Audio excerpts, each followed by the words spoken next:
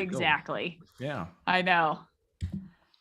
All right. Welcome, Amy. Good to see you. Hi, Shane. Beautiful day outside. I'm looking out your window. I'm like, man, look at all of that. Isn't it gorgeous? I mean, beautiful. I love Carolina Springs. So good. It's so good. So beautiful. So beautiful. Yeah, it is. It is. Yeah. There is nothing like it. Summers, not so much. Not so much. Not But the so much. spring, just to give you guys an idea, those of you that have never visited the Carolinas, is we call it sprinter. And so, because some days we don't know, it could be like yesterday it was 80, but this morning we woke up and it was a bit frigid outside, and it will only get to 70 today. But it's gonna be a beautiful the day. skies are very blue. Everything is very green. There's a lot of blooming. There's a lot of budding, and a lot of bees. Like a lot of bees everywhere. Good. Lots of bees. Gracious. Lots of bees. And because there's so many beautiful things pollinating, all the pollination, and there's like this crisp warmth to the air. It's not hot, and it's not humid, which we love. There's no humidity. Like you'll know when the humidity is here because my hair it'll look like this.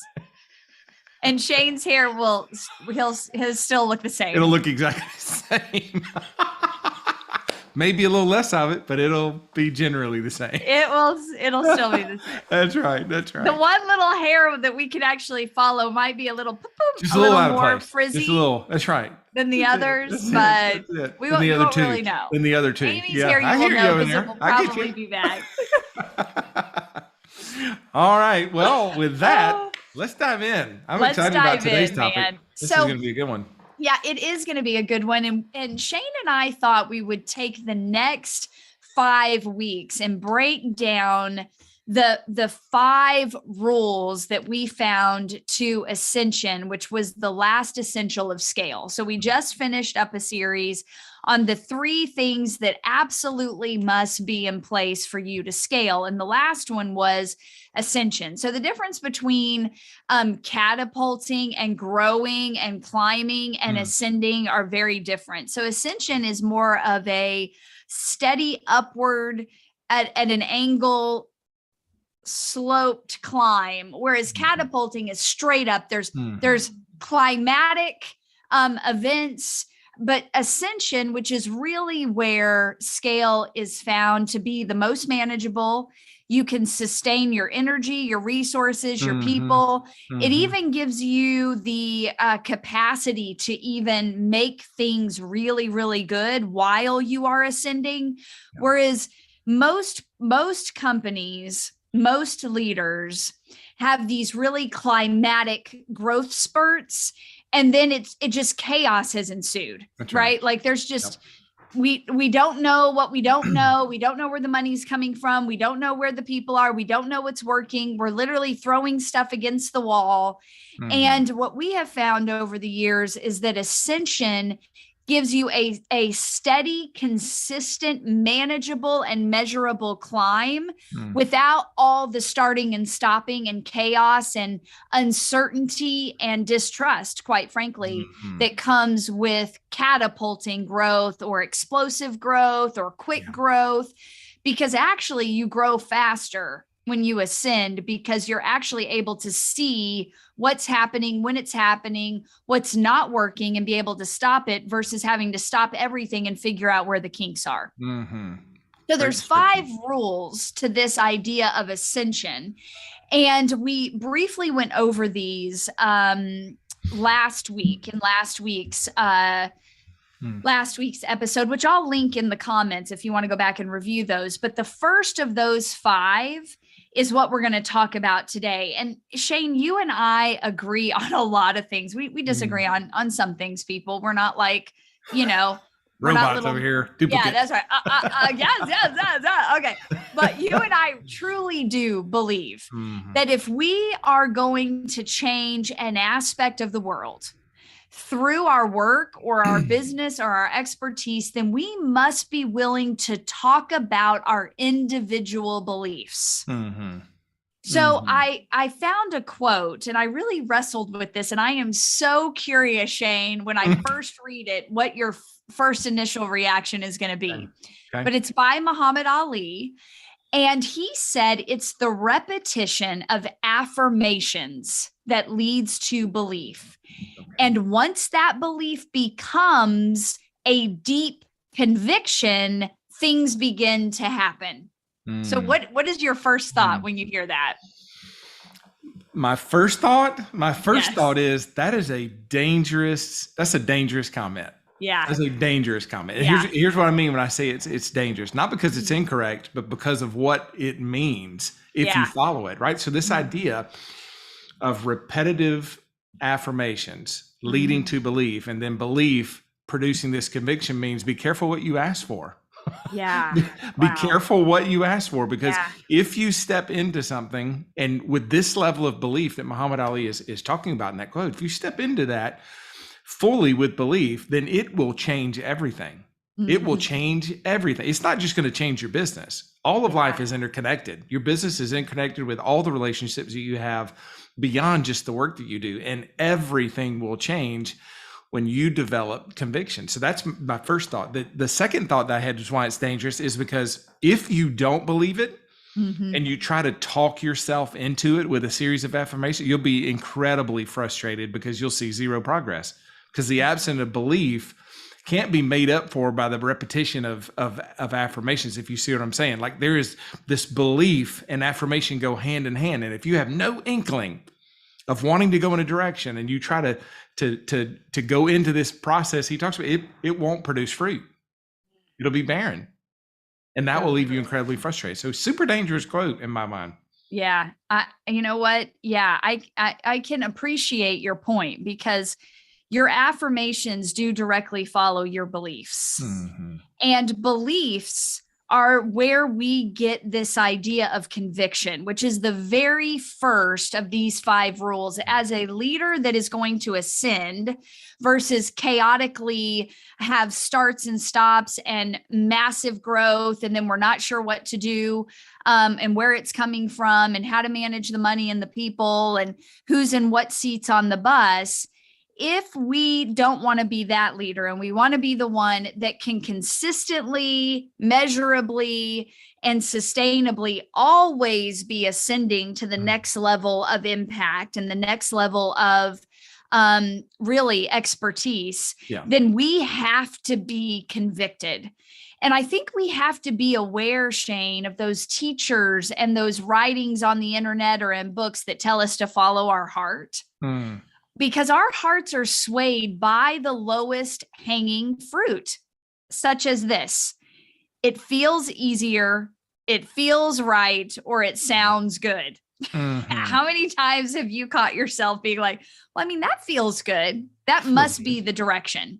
Yeah. Or so-and-so, right? Like, I'm looking at the outward appearance and they're getting what they want doing X, Y, and Z, and that sounds good. Let me do that. Yeah. My trip, trip to trigger phrase was this feels easier, right? I would look at an influencer and the way in which they would say something or explain something that was, behind a result. I'd be like, wow, that sounds a lot easier than what I'm doing. You know what I mean? Yes. Yeah.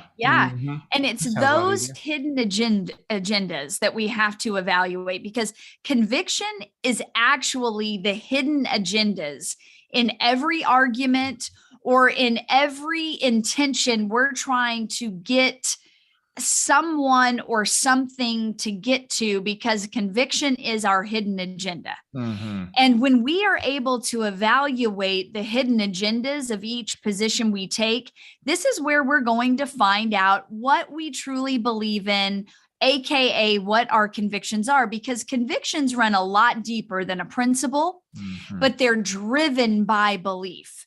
So here are some examples of belief systems that deeply impact our convictions and ultimately affect every decision we're making, both those that we know and those that are being impacted just as a byproduct of our beliefs. So one of these beliefs would be, I'm responsible for everyone and everything.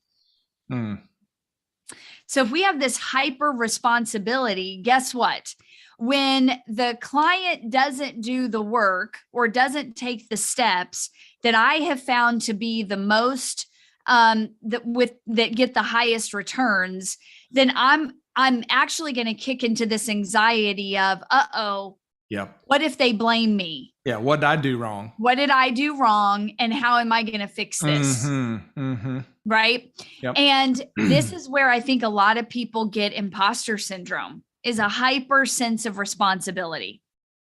Boy, that's, hey, don't miss that. Yeah. Oh, you dropping bombs over there, man. Wow. Right. Wow, that's big. Imposter syndrome might be rooted in this overly responsible belief system. That's good. I've never thought of it that way. That's great. Yep. Because everything comes back to me. Yeah, so good. Right. Ooh, I just want to hit pause on that for a second. That's really good. Right. I know. I know, man. Thank you to therapy. These are the things we learn about ourselves. Right. Yes. The science of psychology, man. I would say another belief is I am obligated. So now there is no power to say no. That's right. Yeah. So, well, I'm contributing to the household in both the debt and the income. I'm obligated to say yes to every person that comes across my path and wants my business. Yes. Yep.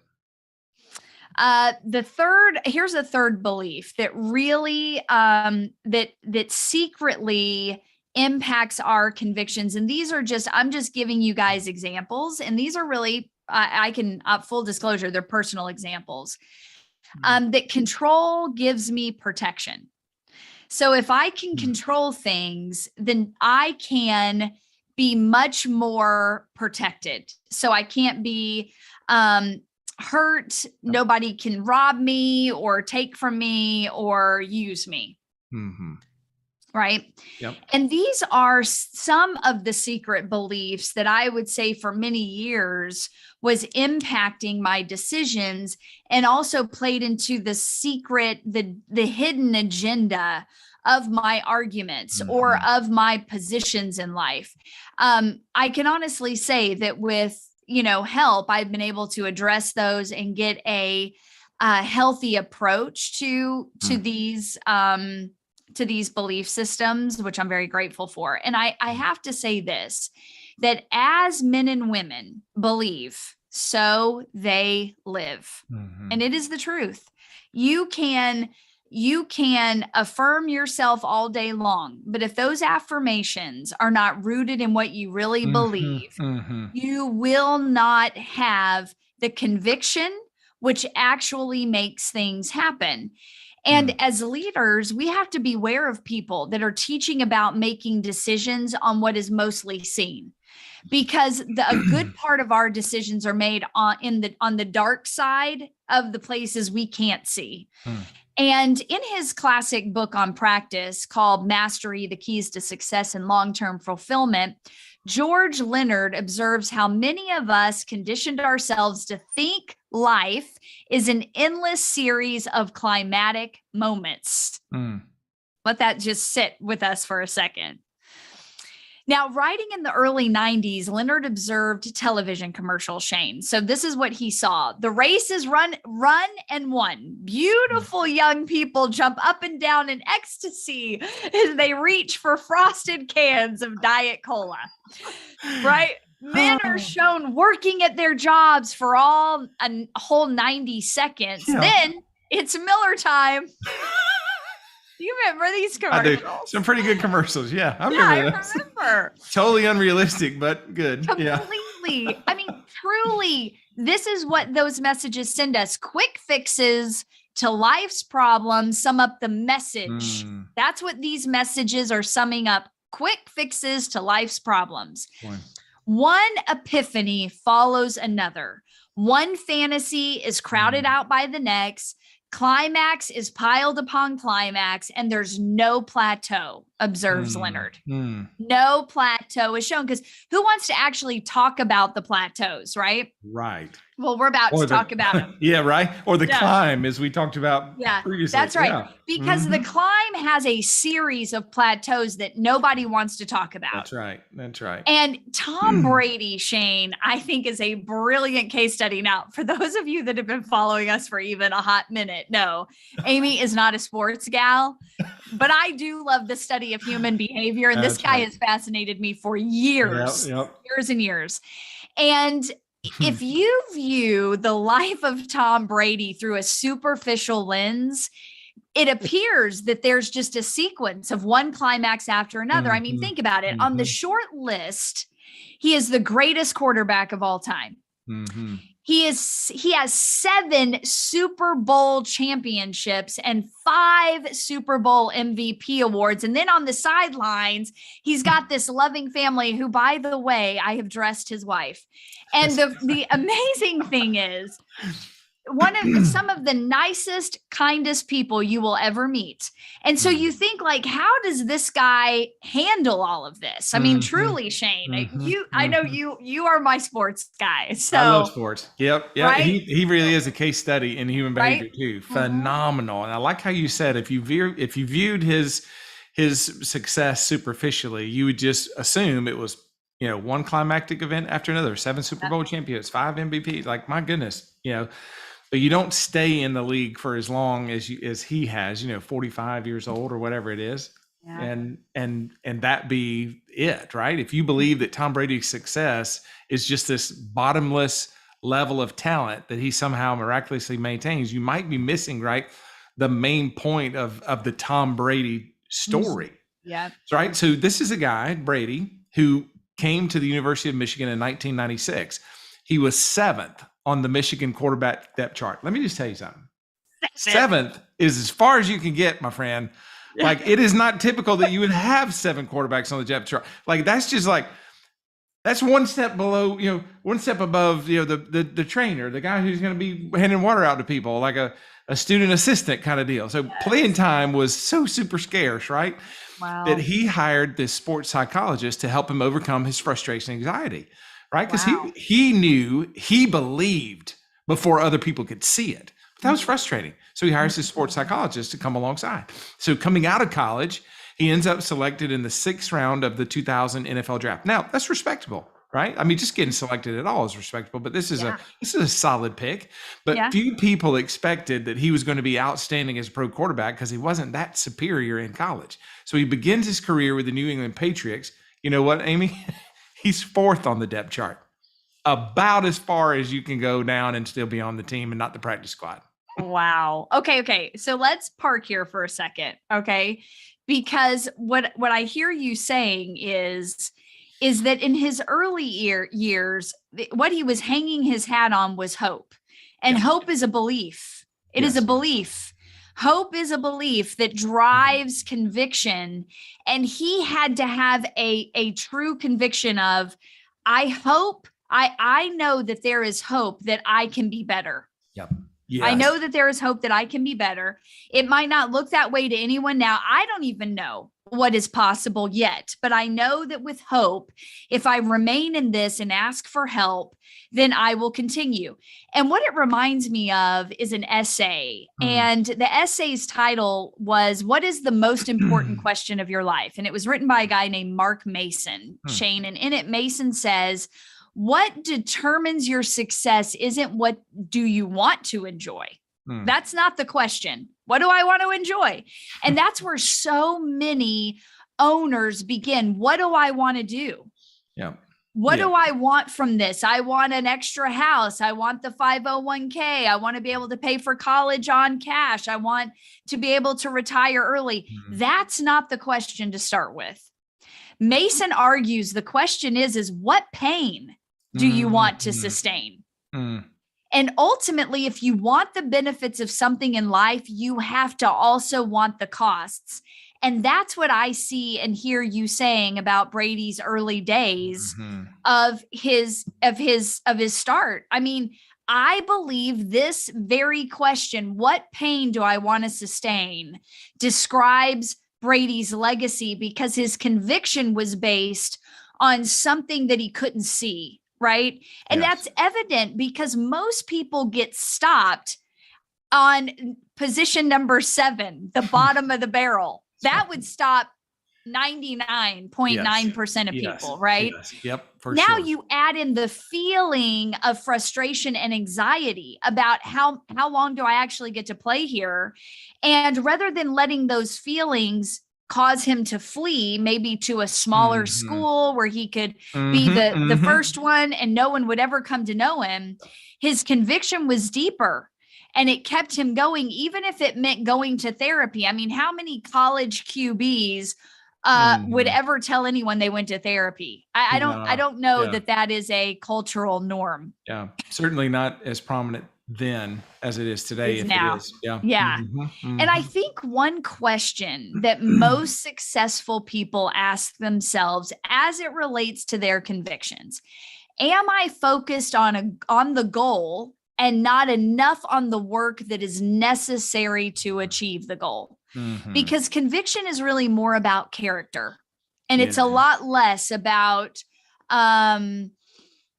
what is seen. It really begins with what is not seen. And if we are only fixated on the goal of what people can see and what we can see, then I would challenge us to think about, could be we're a little too fixated on the goal and we haven't really thought about the work necessary to achieve that goal. Yeah, that's good. Yeah, that really is the rest of Tom Brady's story, right?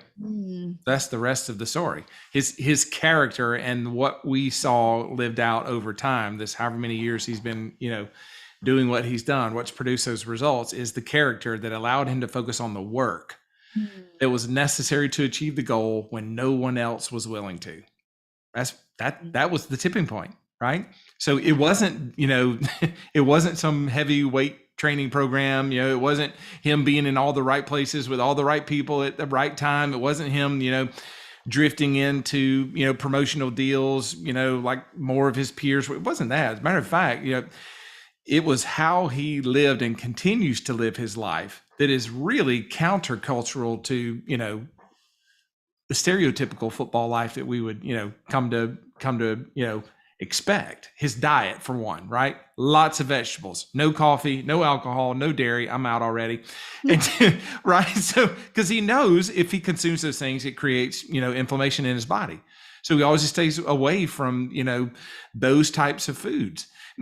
His second point that you made earlier, deep devotion to his family, not going out hanging on the social scene. The guy's in bed by 9 o'clock.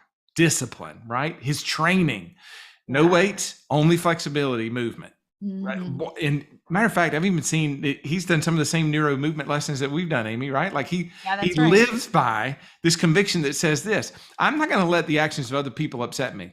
I'm not even going to let them dictate where it is I go. So if we observe his life, right, it's lived more on that plateau of this monotonous activity from outsiders' perspective, more so than these climatic events. Yes. And that conviction is demonstrated in that monotonous activity. I mean, he truly believes that taking care of his genes matter more than his genetic makeup. That's the reason why he sleeps. He is very careful about what he takes in. He's not going to overexert his muscles because he understands that it's not his muscles endurance that's going to carry him. He knows that. And he is proving these beliefs to be true simply by not being pulled aside by all of these gimmicks and supplement companies. And I mean, this guy's got enough money, he could buy whatever he wants. And this is how he chooses to live. He's not pulled away by a new, a new promotional product that he's not going to ever use. You don't see him promoting Coke. You don't see him on beer commercials because he doesn't drink those things. He's not seeking the promise of some greater power or greater wealth. And I believe that is what has made him that GOAT, truly the GOAT of all time, because he has avoided I mean, and this is, we could even use him as a case study on self-discipline, but Yeah, we we won't. could. That's I right. think that self-discipline is also a direct result of conviction. Yeah, it's born there. Everything Yeah. we're going to talk about after this stems from conviction Mhm. first. If we Mhm. don't have a conviction, it doesn't matter how disciplined we are. It doesn't matter how well we manage our money. It doesn't matter who we get into a partnership with. And it surely doesn't matter what the next steps are, because convictions require a life that has more plateaus than peaks. Boy, so well said. Yep. I mean, monotony is truly where greatness is born. It Mhm. is truly I want you to just think about this. I'm just going to go here for 1 second and then I'll come back down to reality. Hmm. But without monotony, we would not have days and nights. We would not have seasons.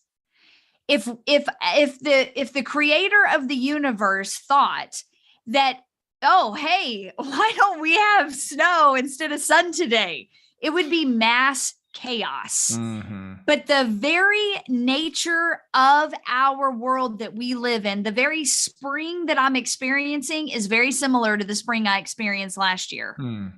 Right? It is a constant, repetitive monotony of sun up and sun down, Hmm.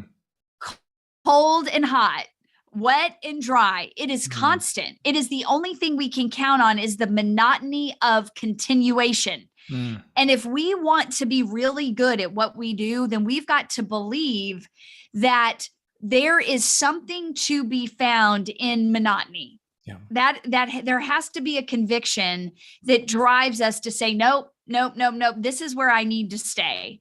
I need to stay in this lane because I'm meant to change a part of the world.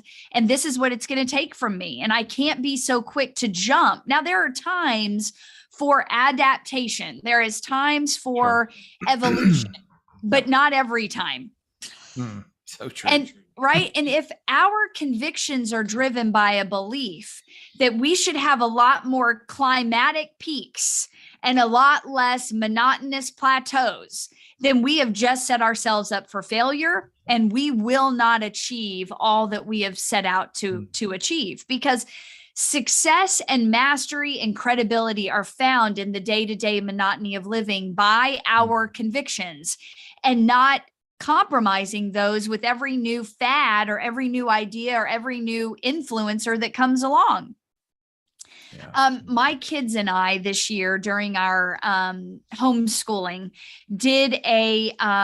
we actually did a art project like Michelangelo would have, right? So arguably one of the greatest artists of all time. The man painted the ceiling of the Sistine Chapel, and he hung upside down to do that. Actually, he didn't hang. He stood with his neck back and he painted like this. By the end, he was blind. He had breathing problems because all of the plaster that would drop onto him. And this is what he said: if people knew how hard I worked to get my mastery, it wouldn't seem so wonderful at all. Wow. And the truth is that how many times could Tom Brady have been like, you know what, this is just too boring. Mm-hmm. This is too, there had to be some deeper belief that he was affirming day in and day out that drove conviction. And that's where all of the great things happened, is once that conviction was deeper and grooved in. And in our world, Shane, where number of followers, how we look in pictures, how we sound on video, the number of publications we have is applauded more than sticking to one thing long enough to become a master of it. We are going to have to really, really, really dig deep and say, what is the hidden agenda of my life? What am I fighting for? Yeah, it's good. What do I really believe? Because that belief is driving my convictions. My convictions are driving what's actually happening. Mm-hmm. And it will be our lives, those of us that say no to Insta authorship, Insta expertise, Insta millionaire status, Insta influencer status, that is going to make us stand long term. We will be the goats of our industry if we are willing to live from our convictions first, because from there, everything else comes that other people can see. And interestingly enough, as we're closing today, I just have to drop this here. Interestingly enough, when it comes to algorithmic design, my friends, this is how it is designed. The most successful campaigns are whittled down to one body of content that's written, not recorded, not on video, that has one image that is delivered to a larger, more targeted group of people in the world. It's not, algorithmic design does not come and success of, getting more followers that actually take action on what you want, find value in what you say, will buy your things and tell their friends about you. That doesn't happen in 3 days. And it doesn't happen on $5 a day.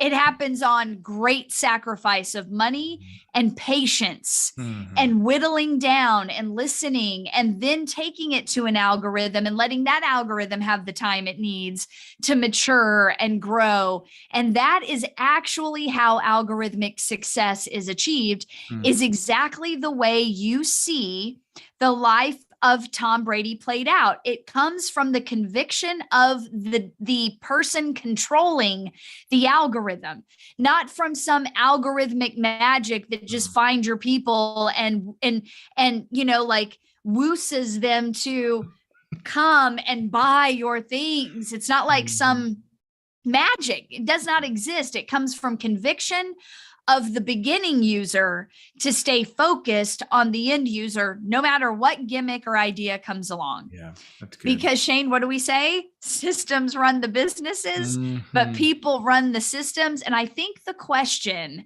that we have to ask ourselves as we're closing is, if we as people operate from a hidden agenda called conviction, then what do our obvious decisions that we've made in the last 7 days say about our hidden agendas? And I'm going to leave that there. And Shane and I will see you next week, where we talk about rule number 2 of Ascension. Bye, guys.